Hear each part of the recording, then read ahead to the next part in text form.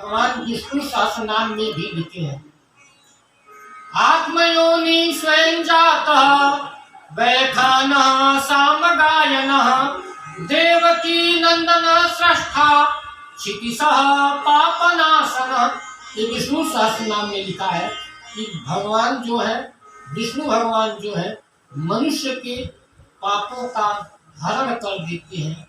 जो भी प्राणी भागवत सत्संग में, कथा रूपी सत्संग में आते हैं तो उनके पापों का शमन हो जाता है।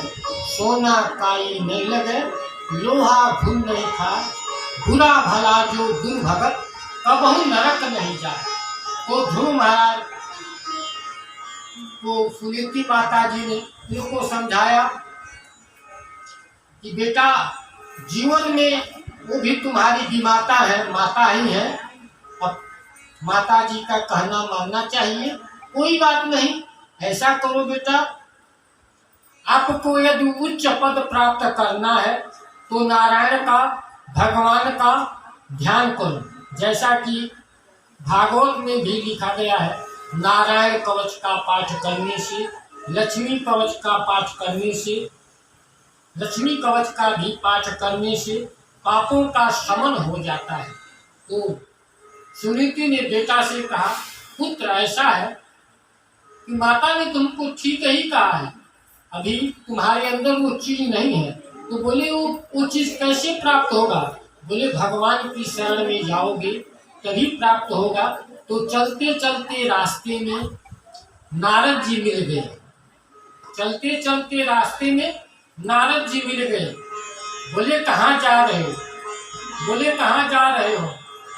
बोले मैं वन के तरफ जा रहा हूँ, भगवान को प्राप्त करना चाहता हूँ। तो बोले भगवान ऐसे थोड़े मिल जाते हैं कि जंगल में मिल जाएंगे, आप प्राप्त करना चाहते हैं तो नारद जी भी भगवान उस बालक की ध्रुव की परीक्षा ले रहे थे कि हाँ ये वाकई ये अधिकारी है, उसका पात्र है कि नहीं। नारद जी सोचे ध्रुव से, ये कहे भगवान ऐसे थोड़े मिलते हैं, बहुत तपस्या करने पर मिलते हैं, सत्संग सुनने पर मिलते हैं। अभी छोटे बालक हो, जंगल में शेर है और खतरनाक जानवर निवास करते हैं, ऐसा बेटा घर चले जाओ। बोले नहीं, जब तक मैं भगवान को प्राप्त नहीं कर लूंगा तब तक मैं घर नहीं जाऊंगा। यानी जंगल जाने का मतलब ही है, जीवन में ऊंचाइयों को प्राप्त करना हो, जीवन में यदि ऊंचाइयों को प्राप्त करना हो तो दृढ़ संकल्प बहुत जरूरी है। जैसे कि पूजा पाठ में भी कहते हैं कि संकल्प करना है, तो संकल्प का मतलब ही होता है सम्यक कल्पना।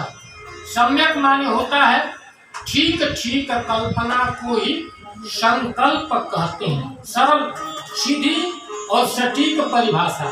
जैसे आप सभी लोग सोमवार के दिन या प्रदोष व्रत के टाइम में पंडित जी भी कहते हैं ऐसे निकालिए, संकल्प करना। तो कथा सुन रहे हैं तो कोई एक चीज सीख करके जाना चाहिए। संकल्प का मतलब ये है सम्यक कल्पना। सम्यक माने होता है ठीक ठीक कल्पना। किसकी कल्पना? हमारे मन की इच्छा की कल्पना। जैसा कि हे भगवान हमारा ये काम सिद्ध हो जाए, हे लक्ष्मी माता ये काम या कोई मनौती ठीक ठाक हो जाए तो मैं 100 लड्डू चढ़ा दूंगी। बहुत से लोग मनाती भी हैं। कहने का मतलब है सम्यक कल्पना को ही संकल्प कहते हैं। मन की इच्छा को भगवान के चरणों में अर्पण करना ही संकल्प है। जैसा कि सुंदरकांड में भी लिखा गया, राम सत्य संकल्प प्रभु। यानी भगवान जो है वो संकल्प में है, वो जिसको पकड़ लेते हैं वो छोड़ते नहीं है। एक बार जीव सही ढंग से आत्मसमर्पण कर दे वो छोड़ते नहीं है। जैसा कि कहा भी गया है, सिंह है सतगुरु गहे केला फर एक बार, क्रिया तेल मजीठी हट चढ़े न दूजी बार। ये तो कहेंगे पंडित जी कहाँ से बोले। सिंह है, शेर जो है शिकार एक ही बार करता है। सिंह है और सतगुरु है। सतगुरु जो है जिसको एक बार पकड़ लेते हैं वो चाहे मूली पत्थर जमीन पर या कुछ भी कर ले वो छोड़ते नहीं है। वो वैकुंठ लोक को ले जाने का उनका गारंटी है। जैसे आपको दिल्ली जाना है, कनाट प्लेस, मोती नगर, कीर्ति नगर, द्वारका, पप्पन कला पहुंचना है तो पहले टिकट लेना पड़ेगा। जब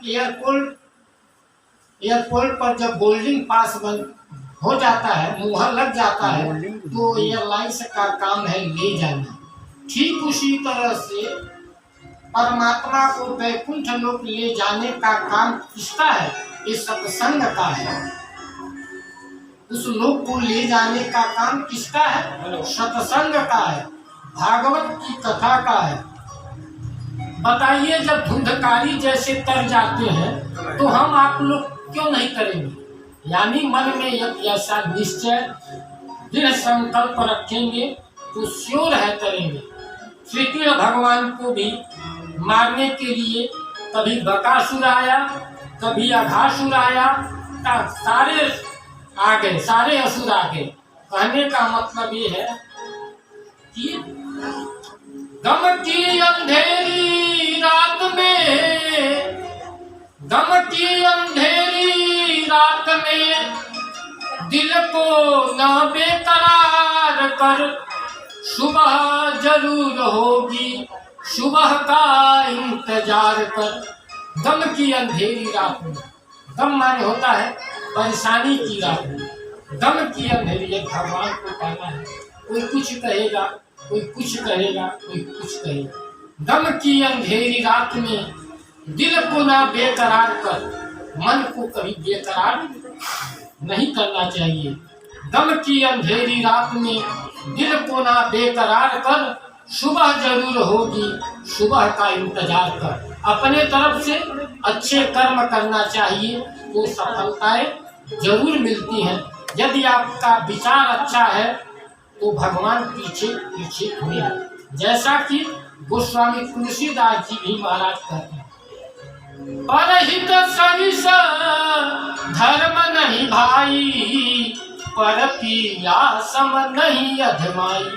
इसलिए ध्रुव जी आधे रास्ते तक गए, उनको भगवान के दर्शन हुए और 3 ही 4 महीने में उनके ईश्वर का साक्षात्कार का अनुभव होने लगा। कैसे अनुभव होगा? मालिक लिखे हैं, यो अंतः प्रविश्य मम वाचमिमां प्रसुप्तां, संजीवयत् खिल शक्तिधरा स्वधाम्ना, अन्याश्च हस्तचरण स्वरत्वगादि, प्राणान् नमो भगवते पुरुषाय तुभ्यं। प्रेम से बोलिए श्री ध्रुव महाराज की जय, श्रीमद् भागवत महापुराण की जय, सुखदेव भगवान की जय, भक्त और भगवान की जय, नव दुर्गा मंदिर की जय। जय जी से प्रार्थना करते हैं भजन सुनाना।